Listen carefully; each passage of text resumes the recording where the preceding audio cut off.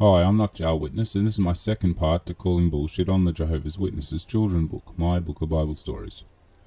Starting off where we left off on Abraham, this basically goes on about praising the loyalty through hard times and God promising the world to his children. Twisty twist, God left Abraham infertile, or left it too long to let him have kids, so he just couldn't have kids. But to cover that promise, he promises another promise, that Abraham will get so many kids that they will become entire nations. Big deal. Genghis Khan ended up having so many kids they became entire nations.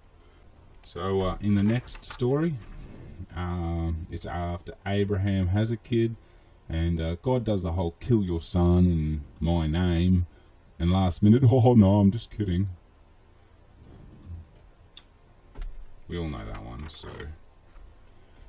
then it's Lot, his wife, turning to, salt after viewing Sodom and Gomorrah being annihilated by God because of their badness, they say.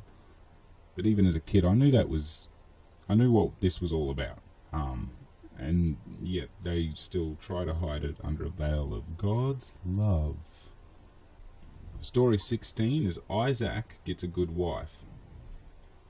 As a kid, I knew the actions of this story, but I'll be honest, I didn't really understand the implications of the actions from this story.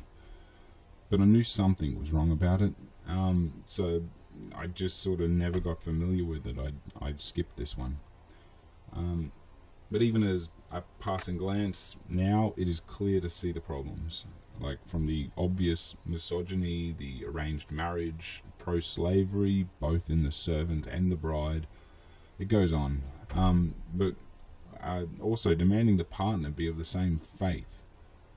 This in particular became problematic for my parents decades ago, and now it keeps them clinging to their faith.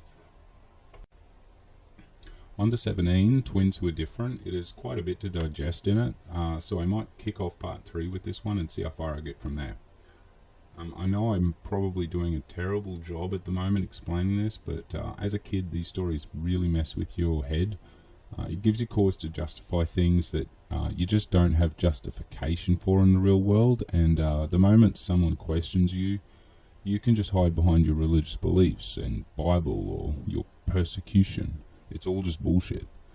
I want to shout out Godless Engineer and thank him for the shout out in his live stream. I really didn't expect it, and it gave me quite the surprise when I was watching his stream, so thank you, man. It really means the whole globe to me, given I've literally just started my exploration, shall we say. Make sure to check out Godless Engineer. He is so much smarter and funnier than I am and does amazing work despite being a redneck like me. If you'd like to see more on their JW beliefs as I try and expose and refute them where I can, please hit that like button, subscribe if you will. I'm NotJah Witness. Thanks for watching, and I hope you have a fantastic day.